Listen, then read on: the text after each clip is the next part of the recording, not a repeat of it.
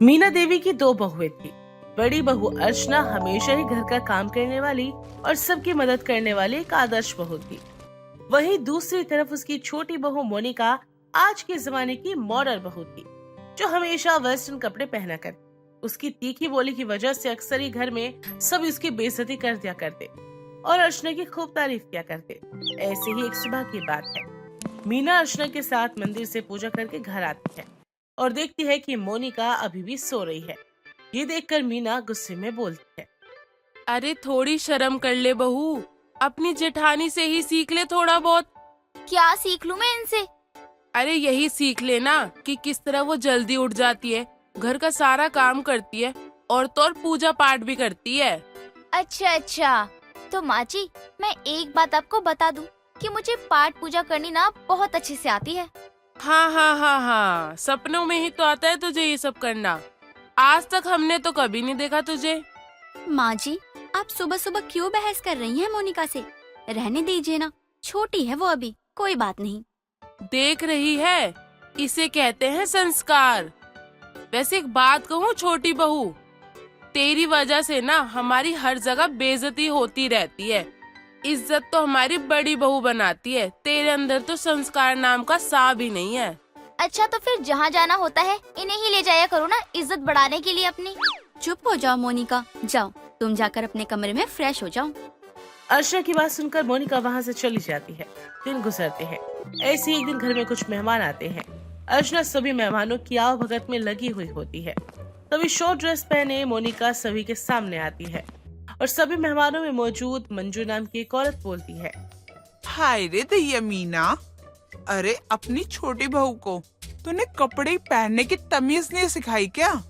अरे कैसे आधे नंगे पुंगे कपड़े पहन के घूम रही है। आधा बदन दिख रहा है, आधा बदन नहीं दिख रहा। ऐसे ही घूमना सिखाया क्या तूने इसे? क्यों आंटी जी, आपको मेरे इन कपड़ों से कोई प्रॉब्लम है क्या? अरे और नहीं तो क्या। अरे घर की बहुएं ऐसे कपड़े पहनेंगी ना, समाज पे क्या असर पड़ेगा? अगर हम समाज की बातें ना छोड़ भी देना तो 4 लोग आकर ना तेरे को ही गालियां सुनाएंगे कि तेरी बहू ने कैसे कपड़े पहन रखे हैं।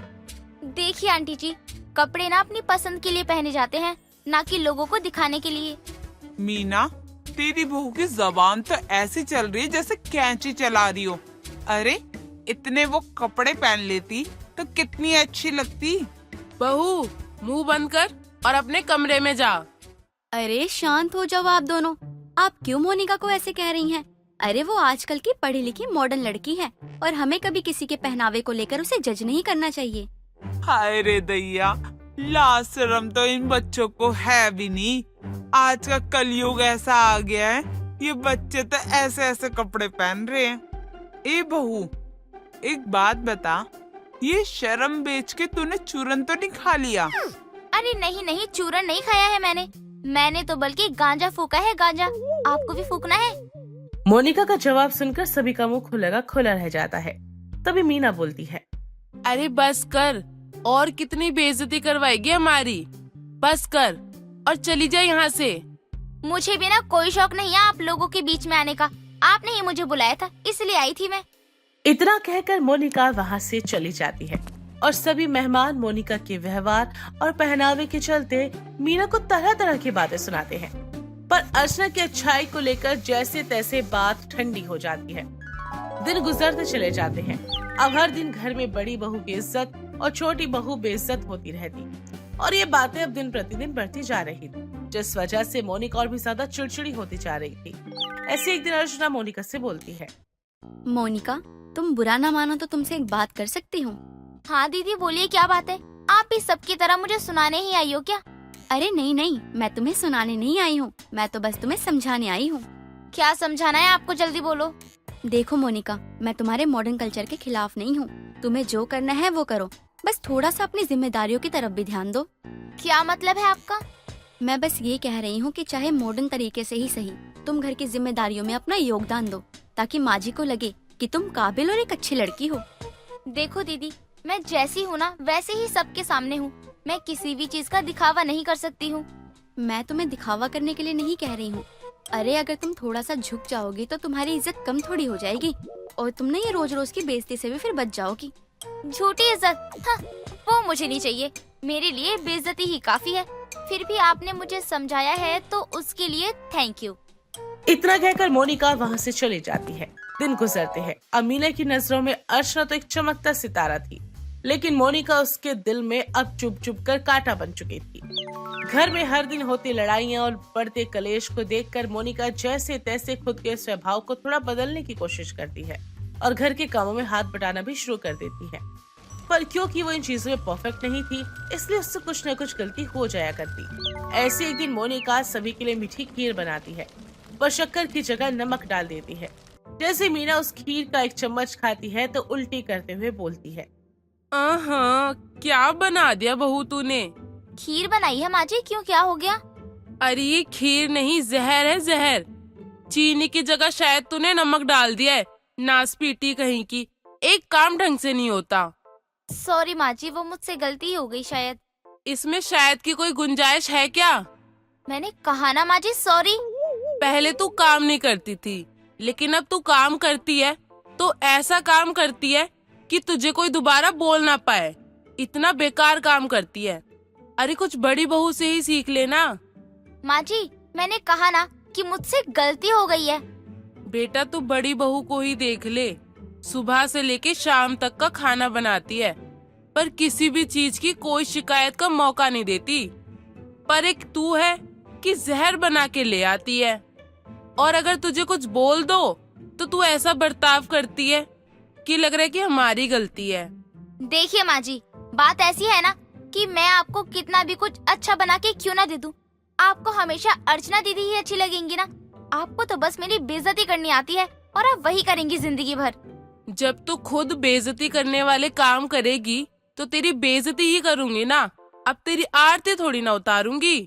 इतनी अच्छी तो तू है नहीं। तो फिर ठीक है ना, मुझे भी नहीं करना कोई काम और ना ही मुझे कोई शौक है काम करने का। सब कुछ जैसे पहले चल रहा था वैसा ही चलता रहेगा। मोनिका गुस्से में तमतमाती हुई अपने कमरे में चली जाती है और सामान को इधर उधर फेंकने लगती है। ये लोग है ही ऐसे, इन्हें कभी कोई चीज अच्छी ही नहीं लगती है मेरी। जब देखो तब मेरी बेइज्जती करते रहते हैं। मुझे नहीं बनना इन लोगों के सामने अच्छा। मैं जैसी हूँ ना वैसी ही रहूंगी। इन्हें अगर अपनी बड़ी बहू अच्छी लगती है ना तो फिर वही सही। दिन गुजरते चले जाते हैं।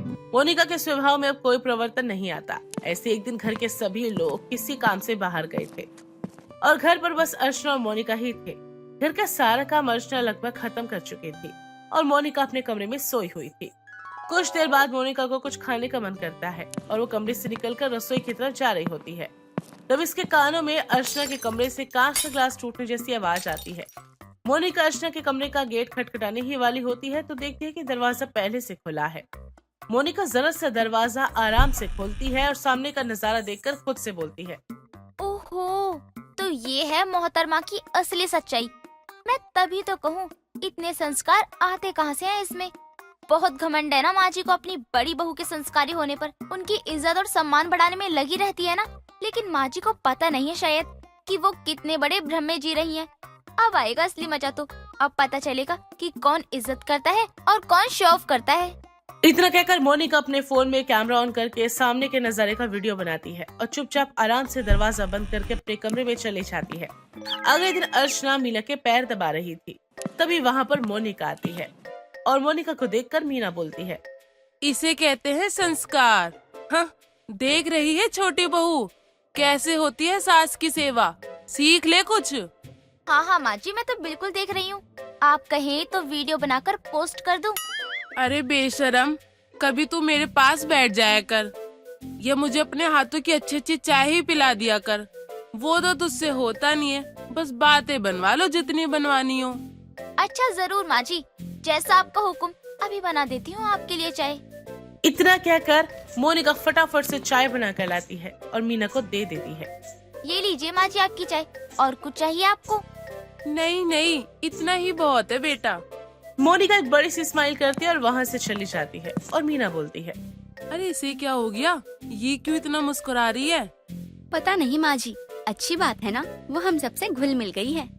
ऐसे ही दिन गुजरते हैं। मोनिका अर्चना पर अपनी सटीक नजर बनाए रखती है और इसी के साथ साथ सभी घर वालों के साथ ही बड़े प्यार और शांति से पेश आती है।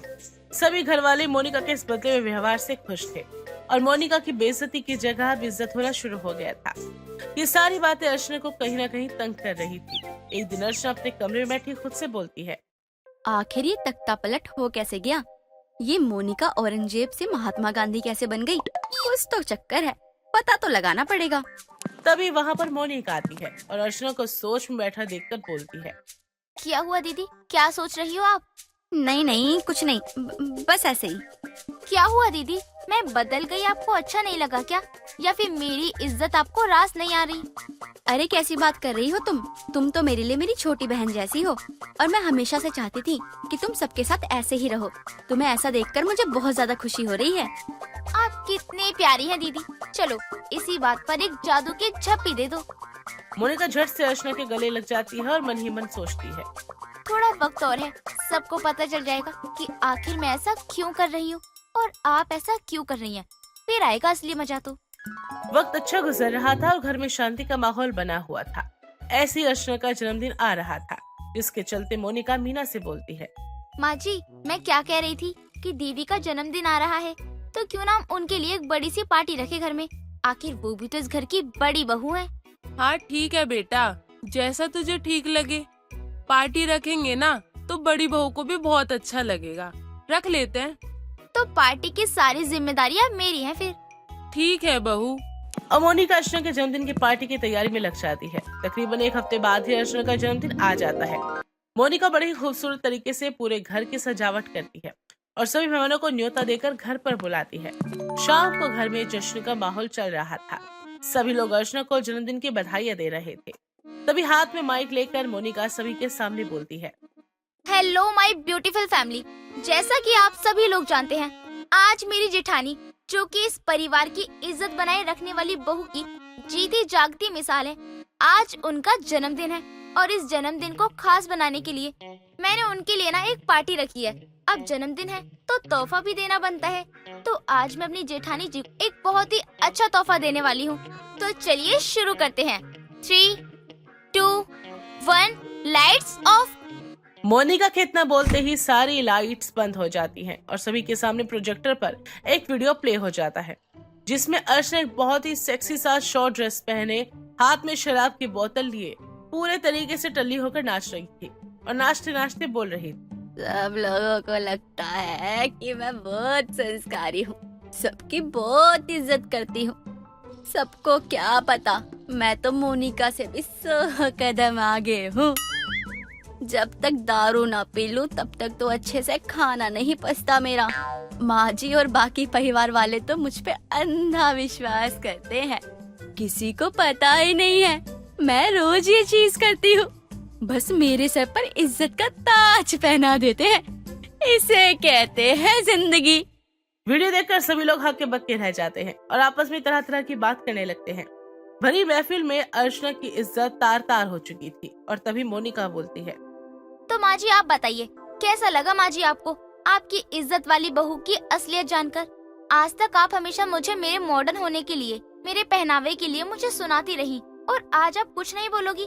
अरे मैं जो हूँ ना, जैसी भी हूँ, सबके सामने तो हूँ ना। मैं कभी भी किसी चीज के लिए पर्दा नहीं रखती हूँ। लेकिन अब आप खुद ही देख लीजिए कौन इज्जत के लायक है और कौन बेइज्जती के लायक है। आपने कभी प्यार से मुझसे बात तक नहीं की, कभी मुझे अपना समझा भी नहीं, पर तुलना बहुत अच्छी कर लेती हो आप मेरी। अब बताइए कौन अच्छा है और कौन बड़ा है। अर्चना का सच सबके सामने लाने के बाद मीना की बोलती भी बंद हो जाती है। सभी मेहमान सारी घटना देखकर अपने घर लौट जाते हैं। अर्चना हाथ जोड़कर सभी से माफी मांगती है, लेकिन कोई भी उससे माफ नहीं करता। तो मीना भी मोनिका से माफी मांगती है और उसे मॉडर्न ख्याल और पहनावों के साथ दिल से अपना लेती है। दोस्तों, अगर आपको ये कहानी पसंद आई तो इसे लाइक करें, शेयर करें और कमेंट करके बताएं कि कहानी में आपको सबसे अच्छा क्या लगा।